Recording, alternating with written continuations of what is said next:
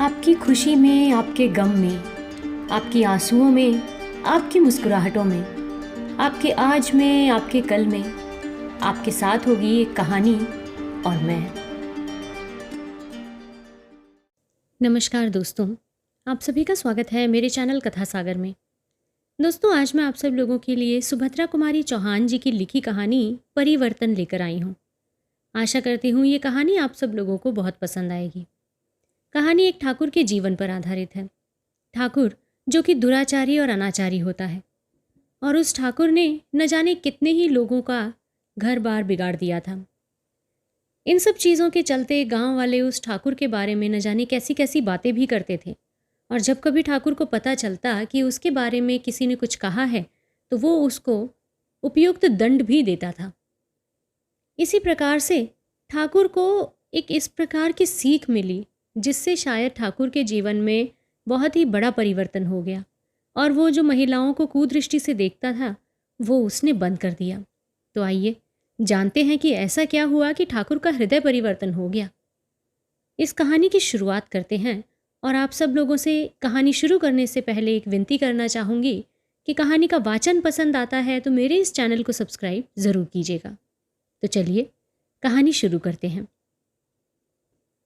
ठाकुर खेत सिंह, इस नाम को सुनते ही लोगों के मुंह पर घृणा और प्रतिहिंसा के भाव जागृत हो जाते थे, किंतु उनके सामने किसी को उनके खिलाफ चूं करने की भी हिम्मत न पड़ती। प्रत्यक्ष या अप्रत्यक्ष किसी भी रूप से कोई ठाकुर खेत सिंह के विरुद्ध एक तिनका नहीं ला सकता था। खुले तौर पर उनके विरुद्ध कुछ भी कह देना कोई मामूली बात न थी। दो चार शब्द कहकर कोई ठाकुर साहब का कुछ तो बिगाड़ नहीं सकता था, परंतु अपनी आफत अवश्य बुला लेता था। एक बार इस प्रकार ठाकुर साहब के किसी कृत्य पर अफसोस जाहिर करते हुए मैकू अहिर ने कहा कि हैं तो इतने बड़े आदमी, पर काम ऐसे करते हैं कि कमीन भी करते ल जाएगा। बस इतना कहना था कि बात नमक मिर्च लगकर ठाकुर साहब के पास पहुंच गई, और बेचारे मैकू की शामत आ गई। दूसरे दिन ड्योढ़ी पर मैकू बुलाया गया। दरवाज़ा बंद करके भीतर ठाकुर साहब ने मैकू की खूब मरम्मत करवाई, और साथ ही ये ताकीद भी कर दी गई कि यदि इसकी खबर ज़रा भी बाहर गई तो वो इस बार गोली का ही निशाना बनेगा। मैकू तो ये जहर का सा घूंट पीकर रह गया, किंतु मैकू की स्त्री सुखिया से ना रहा गया। उसने 10-20 खरी खोटी बककर ही अपने दिल के फफोले फोड़े, किंतु ये तो असंभव था कि सुखिया 10-20 खरी खोटी सुना जाए और ठाकुर साहब को इसकी खबर ना लगे। नतीजा ये हुआ कि उसी दिन रात को मैकू के झोपड़े में आग लग गई, और उसकी गेहूं की लहलहाती हुई फसल घोड़ों से कुचलवा दी गई। दूसरे दिन बेचारे मैकू को बोरियां बंधना बांधकर वो गांव ही छोड़ देना पड़ा। ठाकुर खेत सिंह बड़े भारी इलाकेदार थे। 16,000 सालाना सरकारी लगान देते थे। दरवाजे पर हाथी झूमा करता। घोड़े, गाड़ी, मोटर और भी न जाने क्या क्या उनके पास था। 2 संतरी किरच बांधे 24 घंटे फाटक पर बने रहते। जब बाहर निकलते सदा 10-20 लठैत जवान साथ होते। उस इलाके में न जाने कितने बैठे बैठे मुफ्त खा रहे थे, और न जाने कितने मटिया मेट हो रहे थे, पर इस पर टीका टिप्पणी करके कौन आफत मोल ले। ठाकुर साहब का आतंक इलाके भर में छाया हुआ था। उनकी नादिर शाही को कौन नहीं जानता था। किसी की सुंदर बहू बेटी ठाकुर साहब की नज़र तले पड़ जाए और उनकी तबीयत आ जाए तो फिर चाहे आकाश पाताल ही एक क्यों न करना पड़े, किसी न किसी तरह वो ठाकुर साहब के जनान खाने में पहुंच ही जाती थी। स्टेशन पर भी उनके गुर्गे लगे रहते, जो सदा इस बात की टोह में रहते कि कोई सुंदर स्त्री यहाँ पर आ जाए तो वो किसी प्रकार बहकाकर, धोखा देकर ठाकुर साहब के जनान खाने में दाखिल कर दी जाए। इसके लिए उन्हें इनाम दिया जाता था। उड़ाया हुआ माल जिस कीमत का होता, इनाम भी उसी के अनुसार दिया जाता था। ठाकुर साहब के सब रिश्तेदार उनकी इन हरकतों से उनसे नाराज रहते थे। प्रायः उनके घर पर आना जाना भी छोड़ सा दिया था, किंतु ठाकुर साहब अपनी वासना और धन के मद से इतने दीवाने हो रहे थे कि उनके घर कोई आवे चाहे ना आवे, उन्हें जरा भी परवाह ना थी। हेत सिंह ठाकुर साहब का चचेरा भाई था। छुटपन से ही वो ठाकुर साहब का आश्रित था। ठाकुर साहब हेत सिंह पर स्नेह भी सगे भाई की तरह रखते थे।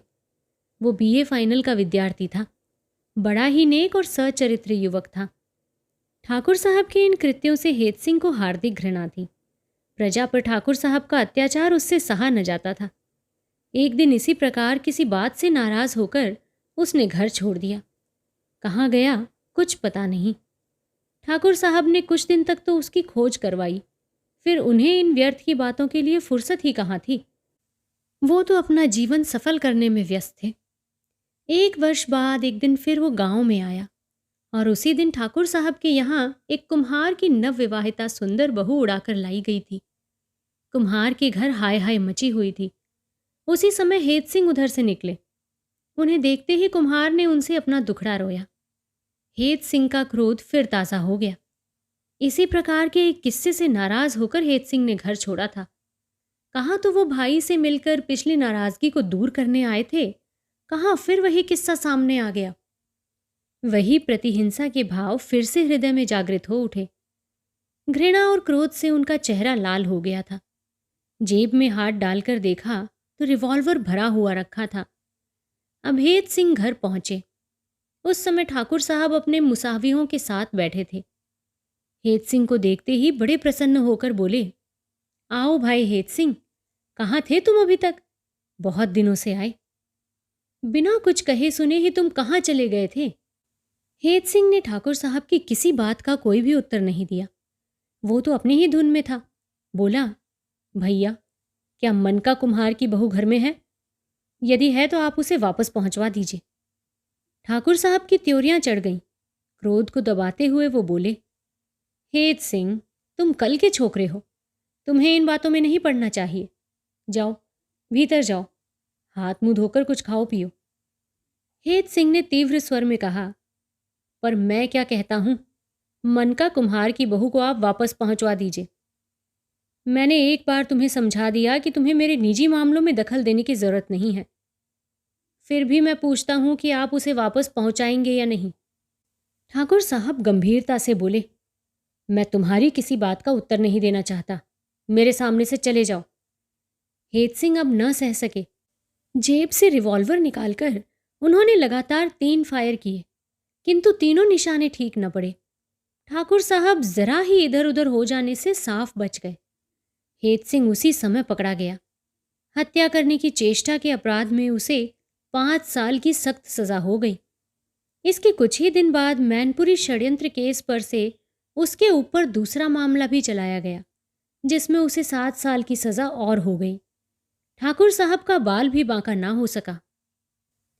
यद्यपि ठाकुर साहब के यहाँ उनके कोई भी रिश्तेदार ना आते थे, फिर भी ठाकुर साहब कई बार कभी कभी अपने रिश्तेदारों के यहाँ हो आया करते थे। ठाकुर साहब की बुआ की लड़की चंपा का विवाह था। एक मामूली छपा हुआ निमंत्रण पत्र पाकर ही वो विवाह में जाने को तैयार हो गई। चंपा ने जब सुना कि ठाकुर साहब आए हैं तो उसने उन्हें अंदर बुलवा भेजा। चंपा को हेत सिंह के जेल जाने से बड़ा कष्ट हो ही रहा था। वो इस विषय में ठाकुर साहब से कुछ पूछना चाहती थी। चंपा के निडर स्वभाव और उसकी स्पष्टवादिता से ठाकुर साहब अच्छी तरह से परिचित थे।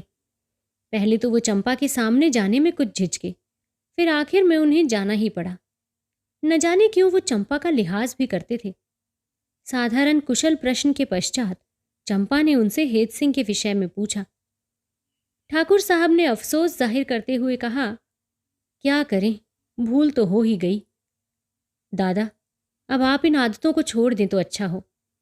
कुछ अनभिज्ञता प्रकट करते हुए ठाकुर साहब बोले, कौन सी आदतें बेटी? चंपा ने मार्मिक दृष्टि से उनकी ओर देखा और चुप हो गई।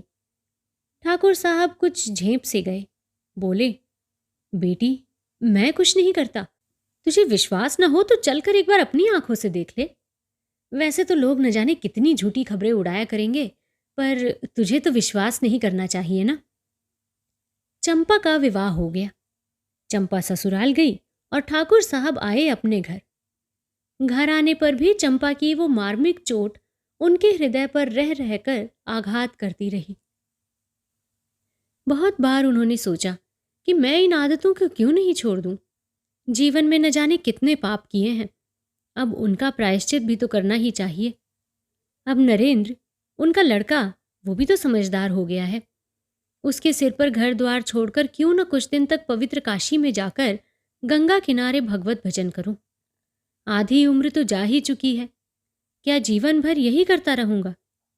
मेरे इन आचरणों का प्रभाव नरेंद्र पर भी तो पड़ सकता है। किंतु पानी के बुलबुलों के समान ये विचार उनके दिमाग में क्षण भर के लिए ही आते और चले जाते। उनका कार्यक्रम ज्यों का त्यों जारी था। विवाह के कुछ दिन बाद चंपा के पति नवल किशोर के मित्र संतोष ने नवल किशोर को चंपा समेत अपने घर आने का निमंत्रण दिया और ये लोग संतोष कुमार को बिना किसी प्रकार की सूचना दिए ही उसके घर के लिए रवाना हो गए। सूचना न देकर ये लोग अचानक पहुंचकर संतोष कुमार और बूढ़ी अम्मा को आश्चर्य में डाल देना चाहते थे। चंपा और नवल किशोर अलीगढ़ के लिए रवाना हो गए। रास्ता बड़े आराम से कटा। गर्मी तो नाम को न थी। रिमझिम बरसता हुआ पानी बड़ा ही सुहावना लग रहा था। जब ये लोग अलीगढ़ स्टेशन पर उतरे उस समय कुछ अंधेरा हो चला था। गांव स्टेशन से 5-6 मील दूर था, इसलिए नवल ने सोचा कि स्टेशन पर ही भोजन करके तब गांव के लिए रवाना होंगे। चंपा को सामान के पास बिठाकर नवल भोजन की तलाश में निकला। हलवाई की दुकान पर सब चीजें तो ठीक थीं, पर पूड़ियां जरा ठंडी थीं। वो ताज़ा पूड़ियां बनवाने के लिए वहीं ठहर गया।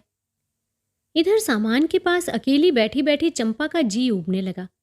वो एक पुस्तक निकालकर पढ़ने लगी। थोड़ी देर के बाद ही एक आदमी ने आकर उससे कहा कि बाबूजी होटल में बैठे हैं, आपको बुला रहे हैं। पर वो तो खाना यहीं लाने वाले थे ना। होटल यहाँ से करीब ही है। वो कहते हैं कि आप वहीं चल के भोजन कर लें। कच्चा खाना यहाँ लाने में सुविधा न पड़ेगी। उठते उठते चंपा ने कहा, सामान के पास कौन रहेगा? सामान तो कुली देखता रहेगा, आप फिक्र न करें, 10 मिनट में तो आप वापस आ जाएंगी। क्षण भर तक चंपा ने न जाने क्या सोचा, फिर उस आदमी के साथ चल दी। स्टेशन से बाहर पहुंचते ही उस आदमी ने पास के एक मकान की तरफ इशारा करके कहा, वो सामने होटल है, बाबूजी वहीं बैठे हैं। चंपा ने जल्दी जल्दी पैर बढ़ाए। पास ही एक मोटर खड़ी थी। उस आदमी ने पीछे से चंपा को उठाकर मोटर पर डाल दिया। मोटर वहां से 9-2-11 हो गई। चंपा का चीखना चिल्लाना कुछ भी काम ना आया। आधे घंटे बाद जब नवल खाना लेकर लौटा तो चंपा का कहीं पता न था। इधर उधर बहुत खोज की, गाड़ी के एक एक डिब्बे ढूंढ डाले, पर जब चंपा कहीं न मिली तो लाचार होकर पुलिस में इत्तला देनी पड़ी। परदेश में वो और कर ही क्या सकता था। किंतु वहां की पुलिस भी ठाकुर साहब द्वारा कुछ चांदी के सिक्कों के बल पर सब कुछ जानती हुई अनजान बना दी जाती थी। फिर भला एक परदेसी की क्या सुनवाई होती। जब नवल किसी भी प्रकार चंपा का पता न लगा सका तो फिर वो संतोष कुमार के गांव भी न जा सका। वहीं धर्मशाले में ठहरकर चंपा की खोज करने लगा। मोटर पर चंपा बेहोश हो गई थी। होश आने पर उसने अपने आप को एक बड़े भारी मकान में कैद पाया। मकान की सजावट देखकर किसी बहुत बड़े आदमी का घर मालूम होता था। कमरे में चारों तरफ बड़े बड़े शीशे लगे थे। दरवाजों और खिड़कियों पर सुंदर रेशमी पर्दे लटक रहे थे। दीवारों पर बहुत सी अश्लील और साथ ही सुंदर तस्वीरें लगी हुई थीं। एक तरह एक बढ़िया ड्रेसिंग टेबल रखा हुआ था जिस पर श्रृंगार का सब सामान सजाया हुआ था। बड़ी बड़ी अलमारियों में कीमती रेशमी कपड़े चुने हुए रखे थे। जमीन पर दरी थी। दरी पर एक बहुत बढ़िया कालीन बिछा था। कालीन पर 2-3 मसनद करीने से रखे थे। आसपास 4-6 आराम कुर्सियां और कोच पड़े थे। चंपा मसनद पर गिर पड़ी और खूब रोई। थोड़ी देर के बाद दरवाज़ा खुला और एक बुढ़िया खाने की सामग्री लिए हुए अंदर आई। भोजन रखते हुए वो बोली, ये खाना है, खा लो। अब रो पीट कर क्या करोगी, ये तो यहाँ का रोज का ही कारोबार है। चंपा ने भोजन को हाथ भी न लगाया। वो रोती ही रही और रोते रोते कब उसे नींद आ गई वो नहीं जानती। सवेरे जब उसकी नींद खुली तब दिन चढ़ाया था। वहां पर एक स्त्री पहले ही से उसकी कंघी चोटी करने के लिए उपस्थित थी। उसने चंपा के सिर में कंघी करनी चाही, किंतु एक झटके में चंपा ने उसे दूर कर दिया। वो स्त्री बड़बड़ाती हुई चली गई। इस प्रकार भूखी प्यासी चंपा ने 1 दिन और 2 रातें बिता दी। तीसरे दिन सवेरे उठकर चंपा शून्य दृष्टि से खिड़की के बाहर सड़क की ओर देख रही थी।